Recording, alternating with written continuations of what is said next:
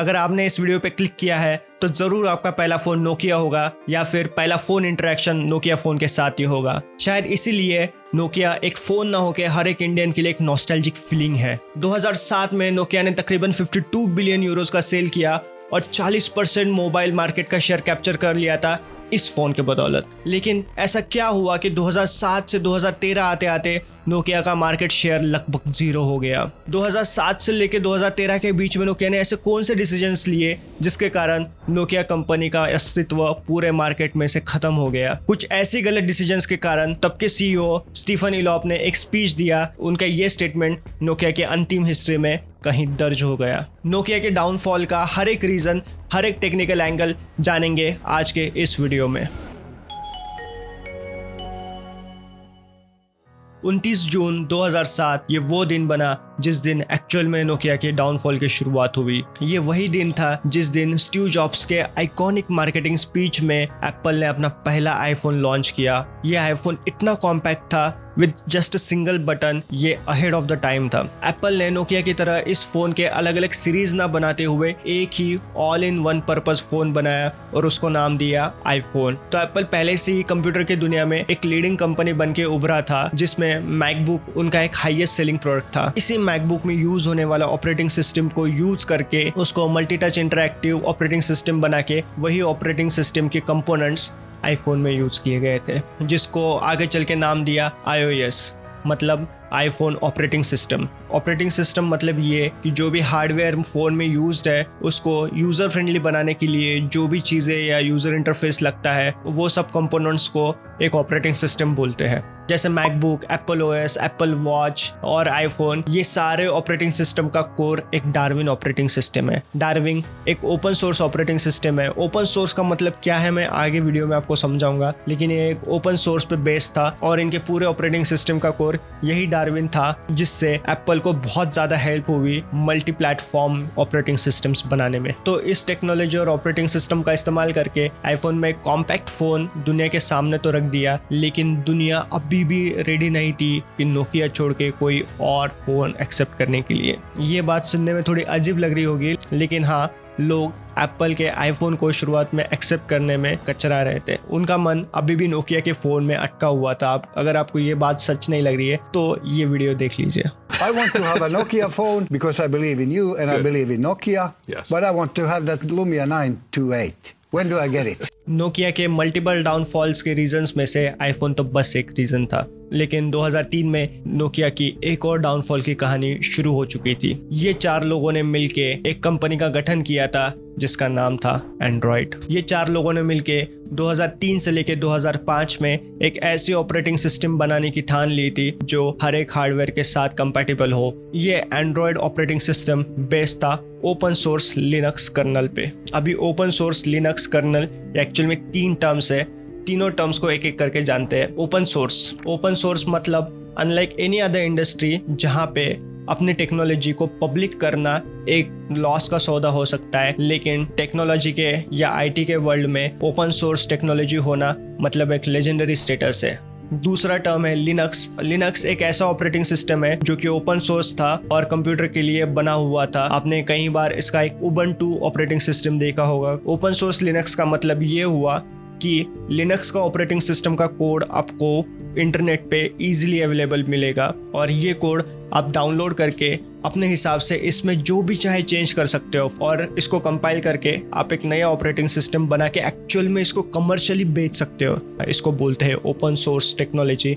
एक open source बहुत ही अच्छी कैटेगरी है जिसमें अलग अलग डेवलपर्स आके सेम टेक्नोलॉजी पे काम करते हैं, सेम टेक्नोलॉजी को इम्प्रूव करने की कोशिश करते हैं और दिन ब दिन इसमें से इश्यूज कम होते जाते हैं और यूज़र फ्रेंडलीनेस बढ़ता जाता है और जिससे कि एक अच्छा खासा प्रोडक्ट बन के सामने आता है। अनलाइक एप्पल का iOS और for that matter Windows operating system, ये क्लोज्ड सोर्स है, मतलब इसका पूरा राइट्स इन 2 कंपनियों के पास है और ये खुद कंपनी अपनी ऑपरेटिंग सिस्टम बनाती है और मैनेज करती है, जो भी इश्यूज आते हैं खुद सॉल्व करती है। अभी बात हुई कर्नल की। अभी कर्नल मतलब आप समझ लीजिए it's a simple bridge between आपका सॉफ्टवेयर एंड आपका मोबाइल का हार्डवेयर। कर्नल एक्चुअल में CPU, मेमोरी, इनपुट आउटपुट ऐसी चीजें मैनेज करता है। तो ये हुआ ओपन सोर्स लिनक्स कर्नल। ये समझना क्यों जरूरी था, क्योंकि एंड्रॉयड की पूरी हिस्ट्री इसी ओपन सोर्स लिनक्स कर्नल पे बेस्ड है। तो 2005 में इस कंपनी का पोटेंशियल देखते हुए गूगल ने इसको $50 मिलियन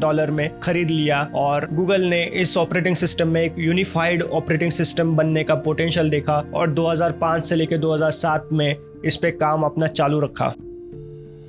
और 2007 में जब ये ऑपरेटिंग सिस्टम ऑलमोस्ट बन चुका था, तब गूगल ने लिया 21st सेंचुरी का सबसे बेस्ट डिसीजन। जी हाँ, सबसे बेस्ट डिसीजन। और गूगल ने डिसाइड किया कि भले ही इस टेक्नोलॉजी को डेवलप करने में गूगल ने बहुत पैसा खर्च किया है, बहुत मैन पावर खर्च किया है, लेकिन फिर भी गूगल इस टेक्नोलॉजी को ओपन सोर्स ही रखेगा। इसका मतलब ये था कि कोई भी कंपनी आके इस गूगल के बनाए हुए एंड्रॉयड ऑपरेटिंग सिस्टम को यूज करके अपना खुद का मोबाइल फ़ोन बना सकती थी। और एक बहुत बड़ी बात थी, पूरी तरीके से बनी हुई एंड्रॉयड ऑपरेटिंग सिस्टम को गूगल ने आईफोन के लॉन्च के ठीक 3 महीने बाद मतलब 5 नवंबर 2007 में रिलीज़ किया। ठीक इसके 1 साल बाद बना एंड्रॉयड का पहला फ़ोन, जो कि एक ड्रीम फ़ोन था। बनाया था HTC कंपनी ने। और ये फ़ोन इतना खूबसूरत और इतना फ्लेक्सिबल था, इसको यूज़ करने का एक्सपीरियंस मतलब एक फ्यूचरिस्टिक एक्सपीरियंस था। तो इन सब नई टेक्नोलॉजीज के बीच में अपना नोकिया फ़ोन कहाँ पे रिलाई कर रहा था? या नोकिया अपने खुद के ऑपरेटिंग सिस्टम पे काम कर रहा था, या नोकिया ने एंड्रॉयड अडॉप्ट कर लिया था, या क्या नोकिया का अदर प्लान्स था?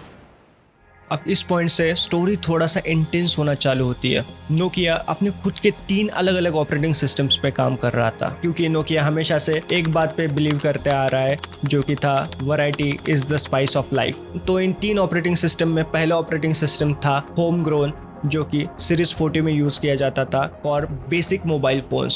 सेकेंड, एक सिम्बियन ऑपरेटिंग सिस्टम। सिम्बियन अपने आप में एक अलग कंपनी थी, जस्ट लाइक एंड्रॉयड, बट ये ओपन सोर्स नहीं थी। सिम्बियन एक बहुत हद तक ऑप्टिमाइज्ड ऑपरेटिंग सिस्टम थी, जो कि एक फेयरली मॉडेस्ट डिवाइस पे भी अच्छी तरीके से चल जाती थी। अनलाइक iOS और एंड्रॉयड, जिनको एक अच्छा खासा हार्डवेयर लगता था, सिम्बियन में ऐसी कोई रिक्वायरमेंट नहीं थी। इसी कारण से तब की top most companies like Sony Ericsson, Samsung, Nokia, इन सबका टॉप मॉडल का फोन में सिम्बियन OS हुआ करता था। अभी एक बात पे गौर फरमाइए, 2007 का दौर था, नोकिया मार्केट लीडर था और सिम्बियन भी एक ऑपरेटिंग सिस्टम जो कि एंड्रॉयड से बेटर थी और वो भी एक मार्केट लीडर थी। ये दोनों मिलके एक साथ काम करते थे, तो ऐसा क्या गलत हो सकता है कि दोनों का नामो निशान मिट गया? तो यहाँ पे दूसरी गलती नोकिया कर बैठता है कि वो इस सिम्बियन कंपनी को खरीद लेता है। नोकिया ने सिम्बियन कंपनी के धीरे धीरे करके ऑलमोस्ट 48% ऑफ शेयर खरीद लिया, टोटल 264 बिलियन यूरोज में।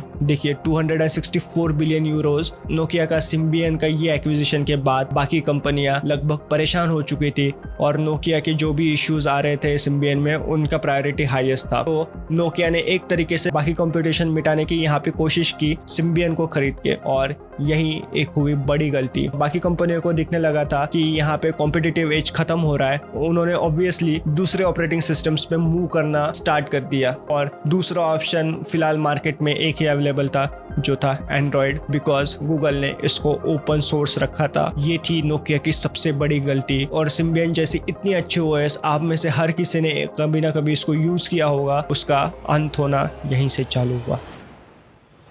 2011 आते आते नोकिया को अपनी गलतियों का एहसास होना चालू हो गया था और 2011 में नोकिया के CEO स्टीफन इलॉप ने एक मेमो जारी किया अपनी कंपनी के अंदर, और उस मेमो को कहा गया द बर्निंग प्लेटफॉर्म। इस मेमो के अंदर उन्होंने ये एक्नॉलेज किया कि नोकिया बाकी ऑपरेटिंग सिस्टम जैसे iOS और एंड्रॉयड के साथ कम्पीट करने में बिल्कुल नाकामयाब रहा और नोकिया को अभी एक बहुत बड़े पिवट की जरूरत थी, मतलब एक बहुत बड़े चेंज की जरूरत थी। नोकिया हमेशा से एक ऐसी कंपनी रही है कि वो बाकी दुनिया की तरह कॉपी ना करके कुछ अपनी अलग टेक्नोलॉजी बना के उसको बेचना पसंद करती है। तो नोकिया ने ऐसे ही just to be a different than the others Microsoft के साथ पार्टनरशिप का अनाउंसमेंट कर दिया। माइक्रोसॉफ्ट हमेशा से एक सॉफ्टवेयर कंपनी रही है जो कंप्यूटर की दुनिया में एक अव्वल दर्जेदार कंपनी के तौर पे उभरी है because of its Windows operating system. लेकिन इतनी बड़ी सॉफ्टवेयर कंपनी होने के बावजूद भी माइक्रोसॉफ्ट का कोई मोबाइल के लिए ऑपरेटिंग सिस्टम अब तक नहीं बना हुआ था और माइक्रोसॉफ्ट के लिए ये एक बहुत अच्छी अपॉर्चुनिटी थी मोबाइल की दुनिया में उतरने के लिए।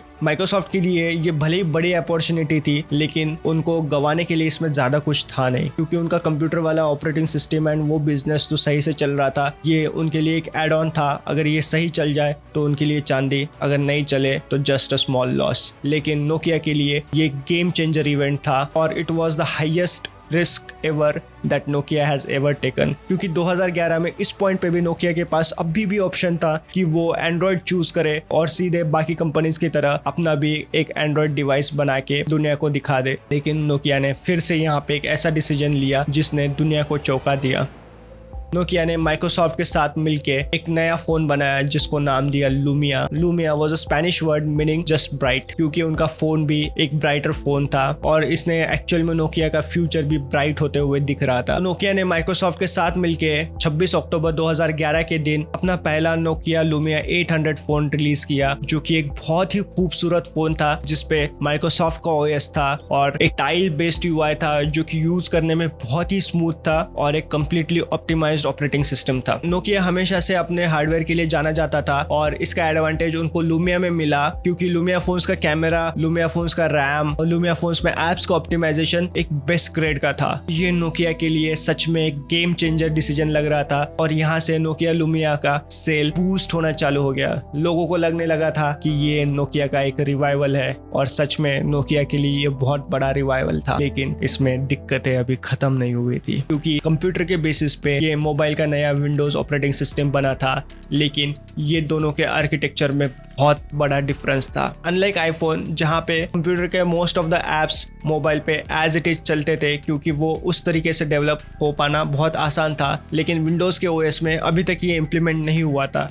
मतलब मोबाइल के लिए ऐप स्टोर अलग और कंप्यूटर के लिए ऐप स्टोर अलग। इससे जो डेवलपर्स कम्युनिटी है उनको ऐप डेवलप करने के लिए एक बहुत बड़ा स्ट्रगल था, क्योंकि डेवलपर्स लोग एक बहुत छोटे कम्युनिटी के लिए बहुत ज़्यादा एफर्ट्स डाल के अच्छे ऐप्स बनाने में ज़्यादा इंटरेस्ट नहीं रखते, क्योंकि वो हमेशा प्रेफर करते जहाँ पे बड़ी कम्युनिटी है वहाँ पे अच्छे खासे ऐप्स बना के वहाँ पे उनका सेल अच्छा होता है। फॉर एग्जाम्पल मैकबुक एक बहुत अच्छा प्रोडक्ट है, लेकिन उसका कंज्यूमर बेस बहुत छोटा होने के कारण गेमिंग कंपनीज उसमें इन्वेस्ट नहीं करती, यानी कि गेमिंग कंपनीज मैकबुक के लिए अपना गेम का वर्जन नहीं बनाती, क्योंकि वो कम्युनिटी बहुत छोटी है और उसमें से जो प्रॉफिट आएगा वो बहुत ही छोटा होगा, rather than developing a entire application game for the MacBook ecosystem. Similarly ये इशू यहाँ पे भी था और ये इशू दिन ब दिन बहुत बड़ा बनते जा रहा था और ऐप स्टोर्स में यूजफुल ऐप्स न होने के कारण लोगों को एंड्रॉयड और iOS पे मूव करने के बजाय कोई ऑप्शन नहीं बचा था, क्योंकि 2011 आते आते iOS और एंड्रॉयड एक बहुत इवॉल्व टेक्नोलॉजी बन चुके थे।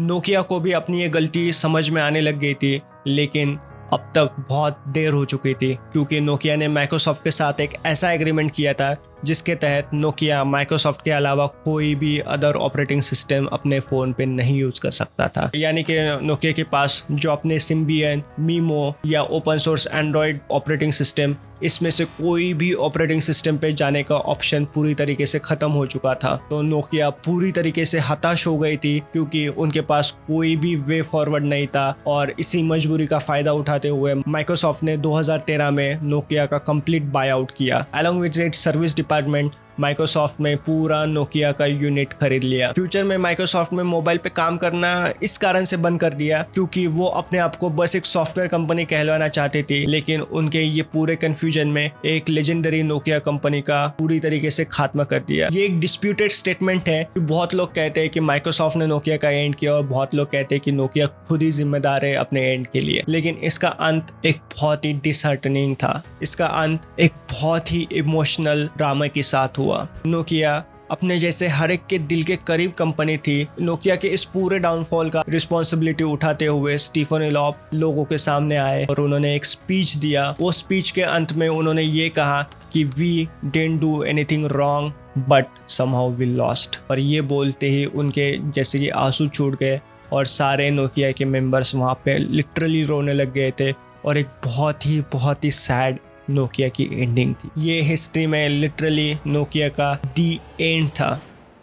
उनका स्टेटमेंट भी सच में कंट्रोवर्शियल ही है कि उन्होंने कहा कि हमने कुछ भी गलत नहीं किया लेकिन फिर भी हम हार गए। लेकिन स्टोरी में हमने देखा कि उन्होंने कितने सारे गलत डिसीजंस लिए और जिसका खामियाजा नोकिया के बैंकरप्ट होने से हुआ। ये थी नोकिया की डाउनफॉल की कहानी। लेकिन पैरेलल यूनिवर्स में अगर आप सोचो कि माइक्रोसॉफ्ट और नोकिया की जोड़ी सच में आगे बढ़ जाती तो कितनी अच्छी टेक्नोलॉजी बन के ये सामने आती। सोचो आजकल हम जो टैब्स यूज करते हैं उस पे एंड्रॉयड का वही मोबाइल का ऑपरेटिंग सिस्टम होता है। जो आपको छोटे मोबाइल स्क्रीन पे मिल रहा है वही टैब में आपको बड़े मोबाइल स्क्रीन पे मिल रहा है। सिमिलरली जो आईपैड भी है, जो आपको छोटे आईफोन स्क्रीन में मिल रहा है वही चीज़ लगभग आपको आईपैड में मिल रहा है, ना कि आपको एक कंप्यूटर का ऑपरेटिंग सिस्टम मिल रहा है उसमें। ये आज के दिन पे एक बहुत बड़ी खामी है। यही खामी दूर होती अगर माइक्रोसॉफ्ट और नोकिया मिलके अपनी ये जोड़ी कामयाब रखती और नए नए प्रोडक्ट्स मार्केट में लाती जाती और जो भी ड्रॉबैक्स थे उसको दिन ब दिन ख़त्म करती तो ये आज सच में लेजेंडरी प्रोडक्ट बन के उभरता। सोचो एक टैब जिस पे आप लिटरली विंडोज़ के सारे एप्लीकेशन यूज़ कर पाते, कितना अच्छा होता है ना। काश ऐसा होता, काश आज भी नोकिया अपने हाथों में होता और चारों तरफ हम एप्पल और एंड्रॉयड के इकोसिस्टम ना देखते हुए नोकिया की इकोसिस्टम देख पाते। खैर शायद नियति को ये पसंद नहीं था और इसीलिए नोकिया का अंत हुआ। नोकिया का सच में अब तक अंत नहीं हुआ है। नोकिया के हाथ पैर मारना चालू है। नोकिया 5G टेक्नोलॉजी के साथ बहुत जल्द 2030 में आने वाली है। लेकिन फिलहाल के लिए नोकिया का अपनी लाइफ में कोई नामो निशान बचा नहीं है। अगर आप यहाँ तक आ ही गए हो, आपको वीडियो अच्छा लगा हो तो प्लीज़ इस वीडियो को अपने दोस्तों में शेयर करना और हो सके तो इस वीडियो को लाइक कर देना। Till then thank you, take care and good bye.